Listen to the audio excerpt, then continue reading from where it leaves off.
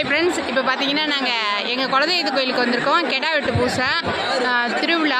இது வந்து சங்கேந்தி ஆண்டவர் உப்பிலியப்புறம். பாருங்கள் எவ்வளோ கெடா வெட்ட போகிறாங்கன்னு சொல்லிட்டு. எல்லாம் நிறைய கெடா இருக்குது, அவங்களுக்குலாம் தெரியும். பாருங்கள் எவ்வளோ செருப்பு கெடா